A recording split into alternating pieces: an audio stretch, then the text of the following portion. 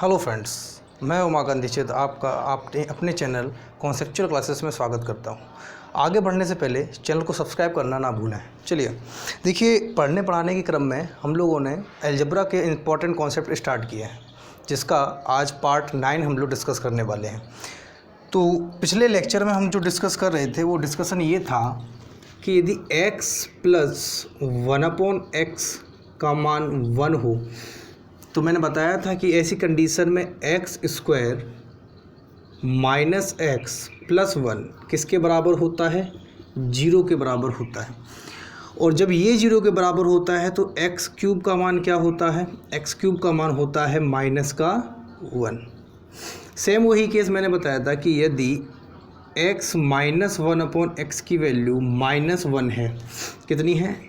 -1 है, तो यहाँ से निकलेगा भाई कि x² प्लस x प्लस 1 की वैल्यू क्या होगी? 0 के बराबर। और इस कंडीशन में x³ कितना आया था हमारा? +1। तो ये दो कॉन्सेप्ट हमने कल सीखे थे। आज हम कुछ क्वेश्चन इस पर डिस्कस करेंगे, ठीक है। उसके बाद हम अगला कॉन्सेप्ट इसमें सीखेंगे, ठीक है। तो आज का हमारा जो काम है वो यही है कि इस पर बेस्ड कुछ क्वेश्चन देखेंगे, उसके बाद अगला कॉन्सेप्ट सीखेंगे। उस पर प्रैक्टिस क्वेश्चन मैं आपको देके जाऊँगा जो आपको सॉल्व करना पड़ेगा, ठीक है। चलिए देखते हैं हम लोग आगे। देखिए फ्रेंड्स, ये क्वेश्चन मैंने आपके बोर्ड पर लिखा हुआ है, इसको आप देख सकते हैं। इसमें क्या कह रहा है कि भाई यदि x प्लस 1/x का मान 1 है तो वैल्यू फाइंड करनी है x² plus 3x plus 1 divided by x² plus 7x plus 1, ठीक है ना। ये वैल्यू हमें फाइंड आउट करना है। अब होगा क्या, जैसा कि हमें पता है कि भाई यहाँ पे क्यूब में कोई टर्म हमें नहीं दिया गया। अगर यहाँ पे क्यूब में कोई टर्म दिया जाता तो हमें पता है कि भाई x प्लस 1/x का मान 1 होने पर x³ का मान कितना होता है? -1 होता है। तो जब क्यूब नहीं दिया गया है तो यहाँ पे एक प्रॉपर्टी ये लग रही है। देखिए मैंने बताया था इसमें कि यदि इसको देखा जाए कि x प्लस 1/x 1 है, तो अगर मैं इसका एलसीएम लूँगा तो ये क्या होगा? x² प्लस 1, और ये बराबर किसके होगा? x के। ये मैंने कल बताया था कि भाई ये एलसीएम कैसे लेते हैं और ये कैसे स्टेप आया है। ये स्टेप आने में आपको कोई परेशानी नहीं होनी चाहिए। अब एक चीज़ देखिए, अब हमें यहाँ से ये पता चला कि अगर x प्लस 1/x का मान 1 है तो x² प्लस 1 किसके बराबर होगा? x के बराबर होगा। यहाँ देख सकते हैं ये x² लिखा हुआ है और ये 1 लिखा हुआ है प्लस में। ऐसे ही यहाँ पे ये x² लिखा हुआ है और ये 1 लिखा हुआ है प्लस में। तो हम यहाँ पे ये सीधा समझ सकते हैं कि भाई x² प्लस 1 की जगह पे मैं यहाँ पे क्या रख सकता हूँ? x रख सकता हूँ। तो यहाँ अगर हम रखेंगे तो देखिए इस पूरे टर्म की जगह पे हम x रखेंगे और प्लस का 3x बचा है ऊपर, यहाँ पे x रखेंगे और प्लस का 7x बचा है ऊपर। जब इनको ऐड किया जाएगा तो ये होगा 4x बटे 8x, यही होगा। x से x क्या हो जाएगा? कट जाएगा। और 4 से 8 को काटोगे तो कितने बार जाएगा? 2 बार। यानी इसका जो आंसर आएगा वो आंसर क्या मिलेगा हमें? 1/2। क्लियर है इतनी बात? हमें आंसर क्या मिलेगा? 1/2 मिलेगा। तो मैंने क्या बोला है कि आपको ये समझना है भाई कि एक ही कॉन्सेप्ट पर कैसे तरह तरह के क्वेश्चन बनते हैं।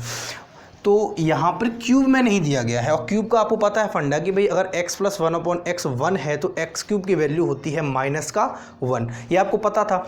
अब एग्जामिनर ने क्या किया कि एग्जामिनर ने उस क्यूब वाले फंडे पे क्वेश्चन नहीं पूछा। उसने एक इक्वेशन आपको एक फॉर्मूला बेस एक ऐसा लिख दिया है भाई, बताया कि पूछा गया है कि आप इसकी वैल्यू फाइंड आउट करिए। तो होगा क्या कि हमने इसका एलसीएम लिया है। एलसीएम क्या होगा? x² प्लस 1, और ये बराबर किसके है? x के। तो जहाँ जहाँ x² प्लस 1 हमें दिखेगा वहाँ पे हम क्या लिख सकते हैं? वहाँ पे हम x लिख सकते हैं। तो हमने यहाँ पे देखा कि भाई x² प्लस 1 यहाँ पे हमें दिख रहा है, इसकी जगह पे हमने क्या लिख दिया है? x लिख दिया है। ऐसे ही x² प्लस 1 यहाँ पे भी दिख रहा है, इसकी जगह पे हम क्या लिख देंगे? x लिख देंगे। x और 3x को ऐड करेंगे तो कितना मिलेगा? 4x मिलेगा। ऐसे ही x और 7x को ऐड करेंगे कितना मिलेगा? 8x मिलेगा। इतनी बात क्लियर है, ठीक है। इनको ऐड किया और उनको डिवाइड किया तो कितना आया? 1/2। ये हमारा आंसर मिल गया। यहाँ समझने में कोई परेशानी मुझे नहीं लगता आपको होगी, ठीक है। इसको एक बार देख लीजिए। चलिए फ्रेंड्स देखिए, ये क्वेश्चन आपके सामने लिखा हुआ है कि भाई यदि a² प्लस a प्लस 1 का वैल्यू कितना दे रखा है? 0। तो इस वैल्यू को आपको देख के क्या समझ में आ रहा है? इस वैल्यू को देख के आपको माइंड में ये आ जाना चाहिए कि भाई ये सारी वैल्यू प्लस में है, इसका मतलब ये a³ बराबर किसके होगा? 1 के। ए क्यूब बराबर क्या है यहाँ पे 1 है। कल ये सारी चीज़ें डिस्कस हो चुकी हैं, यहाँ पे ये चीज़ समझने में कोई प्रॉब्लम आपको नहीं होनी चाहिए। ए क्यूब बराबर कितना है यहाँ पे 1 है। अब यहाँ पे देखिए हमें इस इक्वेशन को सॉल्व करना है, तो चूँकि हमें ए क्यूब का मान पता है तो हम पावर 5 को किस तरीके से लिख सकते हैं कि भाई ए स्क्वायर अलग लिखा और ए क्यूब को अलग लिखा, पावर 5 को तोड़ लिया। ऐसे ही पावर 4 को तोड़ेंगे तो ए क्यूब अलग लिखेंगे और एक ए बचेगा उसको अलग लिख लिया, +1। अब देखिए ए क्यूब की वैल्यू हमें पता है कितनी होती है 1 होती है, और ए स्क्वायर का जब 1 में गुना करोगे तो क्या मिलेगा ए स्क्वायर ही मिलेगा। ऐसे ए क्यूब की वैल्यू यहाँ पे भी 1 होती है और 1 का जब ए में गुना करोगे तो क्या मिलेगा ए ही मिलेगा, और प्लस का क्या है ये 1 है। अब एक चीज़ बताइए, ये चीज़ इस वैल्यू का मान तो क्वेश्चन में हमें दिया गया है कि किसके बराबर होता है 0 के, तो हमारा आंसर क्या होगा 0 होगा। तो आप देख सकते हो कि अगर आपको कॉन्सेप्ट पता है तो एग्जामिनर कितना भी आपको घुमाए आप नहीं घूम पाओगे। क्यों? क्योंकि आपको बिल्कुल एग्जैक्ट कॉन्सेप्ट आपको पूरे क्लियर है।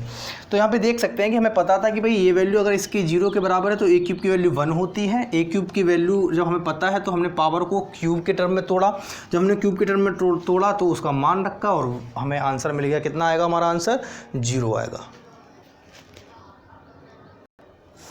चलिए फ्रेंड्स, अब हम लोग अपने अगले कॉन्सेप्ट की तरफ चलते हैं, और ये कॉन्सेप्ट क्या होगा। देखिए अभी प्रैक्टिस के लिए मत बड़बड़ाइए कि भाई कितना प्रैक्टिस कम हो रही है। अभी हम लोग सिर्फ कॉन्सेप्ट सीख रहे हैं और उन कॉन्सेप्ट पर बेस 1-2 क्वेश्चन कर रहे हैं। जब ये पूरे अलजेब्रा के हम लोग कॉन्सेप्ट क्लियर कर लेंगे, कवर कर लेंगे, उसके बाद हम लोग एक श्रृंखला चलाएंगे इसी के बाद इसी के लिए श्रृंखला चलेगी कि भाई इसके प्रैक्टिस क्वेश्चन की। फिर हम इसके प्रैक्टिस क्वेश्चन करेंगे और प्रैक्टिस क्वेश्चन करने के बाद जब आप पूरी तरीके से सेटिस्फाई हो जाएंगे कि हम सारे कॉन्सेप्ट पता चल चुके हैं और सारे कॉन्सेप्ट पर बेस हमने क्वेश्चन कर लिए हैं, जब आपकी प्रैक्टिस हो जाएगी उसके बाद हम आगे बढ़ेंगे अगली कॉन्सेप्ट की तरफ। क्लियर है इतनी बात? तो हम लोग देख रहे थे कि भाई अगला कॉन्सेप्ट जो होगा वो ये होगा कि यदि x + 1/x का मान √3 के बराबर हो। किसके बराबर हो? √3 के बराबर। ये वैल्यू हमें दी गई है कि ये वैल्यू किसके बराबर है √3 के बराबर है, और आपसे पूछा जाए कि भाई x³ + 1/x³ का मान क्या होगा। x³ + 1/x³ का मान क्या होगा। तो आपको पता है ये चीज़ हम लोग कवर कर चुके हैं कि यदि x + 1/x का मान a है तो x³ + 1/x³ का मान क्या होता है a³ - 3a होता है। a की जगह पे क्या दिया गया है √3 दिया गया है। a की जगह पे √3 दिया गया है, तो जब हम इसको सॉल्व करेंगे तो ये होगा √3 का क्यूब - 3√3। अब देखिए √3 के क्यूब को अगर मैं लिखना चाहूँ तो मैं इसको ऐसे लिख सकता हूँ कि √3 × √3 × √3, √3 × √3 होगा, और √3 आपस में क्या बन जाएंगे 3 बन जाएंगे। तो इसका मतलब ये भी क्या हो गया 3√3 हो गया, और माइनस में भी क्या है 3√3 है। इसका मतलब ये वैल्यू किसके बराबर हो गई 0 के। तो जब आप बताइए कि x³ + 1/x³ की वैल्यू अगर 0 है तो यहाँ पे अगर मैं एलसीएम लेना चाहूँ तो ये होगा x⁻6 + 1 बराबर किसके होगा 0 के। तो यहाँ से x⁻6 का मान क्या निकलेगा -1 निकलेगा। ये बात समझ में आ रही? तो यही कॉन्सेप्ट है कि यदि x + 1/x का मान √3 है तो x³ + 1/x³ हो जाता है 0, जिस कारण x⁻6 का मान क्या निकल के आता है -1 निकल के आता है, -1 निकल के आता है। ये चीज़ आपको समझ में आ रही है ना कि √3 का क्यूब 3√3 कैसे हुआ। अगर नहीं आ रही है तो देख लो जरा कि भाई √3 के क्यूब को हम लोग लिखेंगे √3 × √3 × √3। अब देखिए ये 2 गुना में है √3 में ही है तो ये हो जाएंगे, बना देंगे 3, और गुना में √3 ये हो जाएगा। क्लियर है इतनी बात? स्क्रीनशॉट ले लीजिए। चलिए फ्रेंड्स देखिए, हमने अभी जो कॉन्सेप्ट सीखा है वो कॉन्सेप्ट ये है कि यदि x + 1/x का मान √3 है तो x³ + 1/x³ का मान 0 होता है, जिस कारण हम ये भी कह सकते हैं कि भाई x⁻6 का मान क्या हो जाता है -1 हो जाता है। कल आपको याद हो तो मैंने एक कॉन्सेप्ट सीखा था कि भाई x + 1/x का मान यदि 1 है तो x³ का मान -1 होता है। उस कंडीशन में क्वेश्चन जो बनते थे वो पावर 3 पर विश बनते थे, और मैंने ये भी कहा था कि उस पर कुछ ऐसे क्वेश्चन भी बनते हैं जिनमें 3-3 का डिफरेंस होता है। वहाँ हम 3-3 का डिफरेंस देखते हैं पावर में, और वो आपस में कट के क्या देते हैं हमें मान 0 देते हैं। सेम वही कंडीशन यहाँ पे पावर 6 है तो यहाँ पे 6 का डिफरेंस होगा पावर में। देखिए ज़रा अगर मैं यहाँ पे पहचान करूँ तो देखिए, जैसे ही हमें ये पता चला कि भाई x प्लस 1/x का होल स्क्वायर 3 के बराबर है, तो हम ये कह सकते हैं कि भाई x प्लस 1/x बराबर किसके है, √3 के। तो जब ये √3 के बराबर है तो x की पावर 6 का मान क्या होता है, -1 होता है। इसका मतलब हम यहाँ पे पावर में 6 का डिफरेंस देखेंगे। देखो जरा, 206 और 200 में कितने का डिफरेंस है, 6 का डिफरेंस है। 90-84 में भी 6 का डिफरेंस है। 18-12 में भी 6 का डिफरेंस है। तो ये दोनों तो आपस में कैलकुलेट करोगे क्या मान देंगे, 0। ऐसे ही इनको आपस में कैलकुलेट करोगे क्या मान देंगे, 0। ऐसे ही इनको कैलकुलेट करोगे आपस में क्या मान देंगे, 0। ठीक है ना। तो ये 0 0 0 हो गए और 0 को ऐड करो, क्या मान मिलता है, 0 ही मिलता है। अब देखिए x की पावर 6 बचा है, x की पावर 6 बचा है और हमें पता है x की पावर 6 का मान कितना होता है, -1, और ये प्लस का 1 है। तो ये भी कट के क्या दे देंगे, 0। ये बात समझ में आ रही है। ये भी करके क्या दे देंगे, 0 दे देंगे। इतनी बात क्लियर है। अब देखिए ज़रा, अगर आपको ये चीज़ समझ में नहीं आ रही है कि भाई पावर 6 के होने की वजह से ये 0 कैसे हो रहा है, तो मैं इन दो को लेके बता दे रहा हूँ कि भाई 0 कैसे हो रहा है। देखो ज़रा, x की पावर 206 है और प्लस में है x की पावर 200। अगर मैं यहाँ से x की पावर 200 को कॉमन लूँ तो अंदर बचता है x की पावर 6 और प्लस 1। x की पावर 6 का मान क्या है, -1 है। जब यहाँ -1 रखोगे तो -1 और ये +1 कट के आपस में क्या दे देंगे, 0। तो इस पूरे का मान क्या हो जाएगा, 0 हो जाएगा। सेम ऐसे ही यहाँ पर वो चीज़ हो जाएगी भाई, जब 84 पावर बाहर लोगे तो यहाँ पे भी 6 बचेगा। 6 + 1 होगा, -1 + 1 0 हो जाएगा। इसका मतलब क्या है कि यहाँ पे कॉन्सेप्ट लग रहा है क्या, कि x की पावर 6 यानी कि 6 का अगर डिफरेंस है पावर में, तो वहाँ वो आपस में वैल्यू 0 हो जाती है। इतनी बात क्लियर है, स्क्रीनशॉट ले लीजिए। देखिए फ्रेंड्स, अगला क्वेश्चन आपके सामने ये रहा। इसमें देखिए क्या डिफरेंस है। हमें अभी ये पता था कि भाई अगर x प्लस 1/x का मान √3 है तो x की पावर 6 का मान होता है -1। और मैंने बता दिया है, जब आपको ये पता है कि भाई x की पावर 6 का मान -1 है, जैसे वहाँ पे x³ की वैल्यू निकलती थी तो क्वेश्चन क्यूब पर बेस्ड होते थे। यहाँ पे पावर 6 का मान हमें पता चल रहा है तो क्वेश्चन किस पे बेस्ड होंगे, पावर 6 पर बेस्ड होंगे। पहला क्वेश्चन जो अभी मैंने इसका किया था उसमें तो 6 का डिफरेंस था सभी में, ठीक है। लेकिन यहाँ देखोगे तो इन दो में तो 6 का डिफरेंस दिख रहा है, लेकिन 54 और 36 में कोई 6 का डिफरेंस नहीं है। 24 और 6 में भी कोई 6 का डिफरेंस नहीं है। लेकिन हम अगर ये देखना चाहें कि ये पावर जो है वो सभी 6 की मल्टीपल है, सभी किसकी मल्टीपल है, 6 की मल्टीपल है। तो हम इनको क्या सॉल्व करेंगे, देखो इन दो को तो हमें पता है कि भाई 6 का डिफरेंस हो तो ये मान दे देंगे 0। इतनी बात क्लियर है कि भाई इन दो टर्म में 6 का डिफरेंस है पावर में, तो ये मान तो दे देंगे 0। अब 54 को अगर मैं पावर 6 में तोड़ना चाहूँ तो ये होगा कुछ इस तरीके से। ऐसे 36 को तोड़ूंगा तो ये भी होगा इस तरीके से। और अगर मैं 24 को तोड़ूंगा तो ये होगा इस तरीके से, और बचा हुआ है पावर 6 और +1।